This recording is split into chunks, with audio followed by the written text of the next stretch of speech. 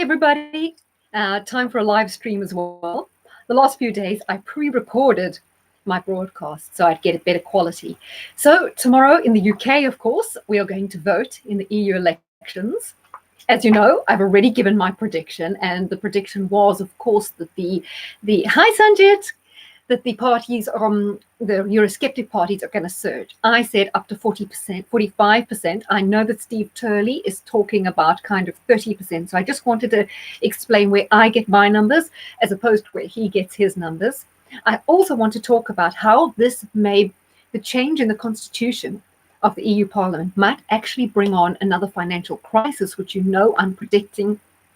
I said it might start in Spain, which I think it could, but it also Italy's package is up for renewal in October. So I have something to say about that I got from Nick Hubble, who writes for Capital and Conflict, and he had some really interesting ideas on it. So first, just let's have a look. As you know, they do groupings in the EU Parliament. So they all come together. There are about 750 of them, 751, and they all come together under different groupings, right? So you've got the European People's Party. That's like the centre-right party. It's Angela Merkel's CDU, the Austrian People's Party. They're the kind of neoliberal centre-right, which is, nowadays more neo-socialist, as we know. And they're headed up by Manfred Weber. Then you've got the centre-left coalition, which Labour is a part of. You've got the Alliance of Conservatives and Reformists in Europe. So this is now becoming a bit more Eurosceptic. They include the Tory party, and it's actually Syed Kamal from the Tory party who heads up that group. Currently, they're the third largest, that particular group. They have 74 seats. That first group I mentioned, the Angela Merkel's party, is in. The centre-right have 217. The centre-left that Labour are in have 189. The Tory one is 74. Then you've got the Alliance of Liberals and Democrats, the Lib Dems in that, and Guy Verhofstadt heads that one out. Oh gosh, he reminds me a little bit of that Queen song, Crazy, Stone Cold Crazy, The way he goes on, I wouldn't like to sit in front of him. I think you'd have to keep a towel around your neck, because he really gives it large, doesn't he? So that particular grouping has 68 seats. Then you have the Party of the European Left, of the European Anti-Capitalist Left, the Nordic Green Left, and Sinn Féin is part of that grouping. They've got 52. Then we have the Green Party. I call the Green Party the gateway drug, because they really are the gateway drug to hardcore communism. That our Green Party would be part of that. They have 51 seats. Now, this is where it gets interesting. The Alliance for Direct Democracy in Europe, Farage is part of that grouping, and UKIP were always part of that grouping. And I think Orbán is part of that as well, from Hungary. They've got 45 seats. Currently only on 37 seats is the European Alliance for Freedom, which is Marine Le Pen, Geert Wilders, will be Matteo Salvini, also the Swedish Democrats, and the AFD.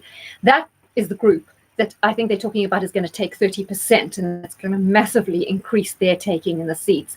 However, I also think that Nigel Farage's group, the UKIP sort of contingent, will also increase, because a lot of parties don't want to align with Marine Le Pen. So, for example, the Viktor Orban won't go into Marine Le Pen's group. And prior to this election, we didn't have the Finns party or Vox. So we'll see which one they choose to go with. But both of those, if you add them together, 45 currently, plus 37, plus they'll be increasing a great deal. Plus we can also add them to the Conservatives and Reformists in Europe, because they also Eurosceptics. They currently have 74. That's the path the Tories are in. If you add all those together, you get currently 156 seats if they stick together. So that's a core of kind of Eurosceptics.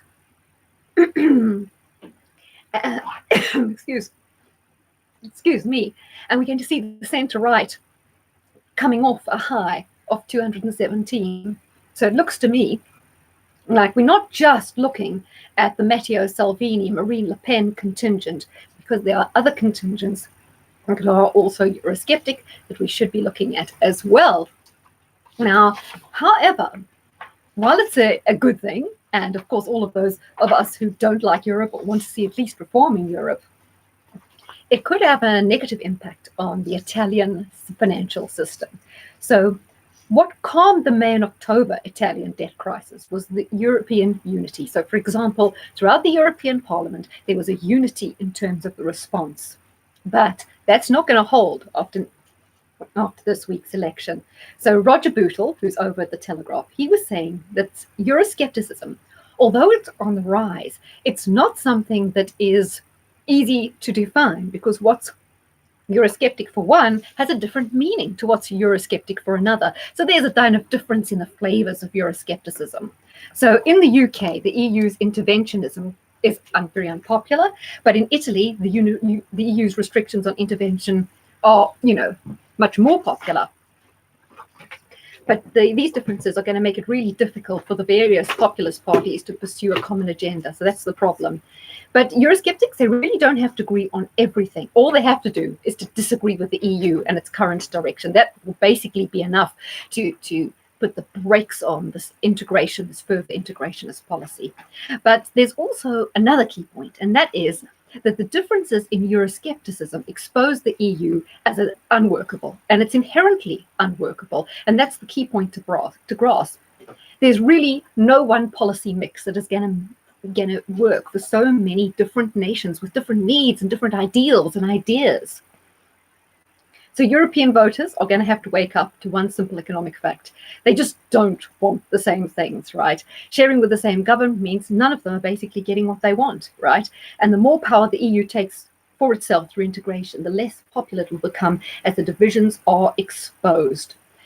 In order for it to survive, everyone agrees they need more integration, but the more integration you have, the more individually people are really not happy with how it's going on. So although Brexit is a big deal for us and we're still looking for our exit date, it also has the potential to unleash a global crisis and possibly the biggest default in history. So, a little time ago, the pollsters weren't expecting Nigel Farage's Brexit party to be on the scene in the EU, adding to the big Eurosceptic voice and also bolstering them because he's such a powerful voice, isn't he? But now, there might not be the same solidarity when it comes to bailouts and fiscal policy. So places like Italy were relying on that consistency in approach. The EU's united stand was all that saved them back in December. However, looks like we're heading for more trouble and more disunity in Europe's parliament. So, and the unity that Italy relies on may not be there, especially as now Germany are going to have to cough up another 800 billion. The German voters are increasingly unwilling to do that.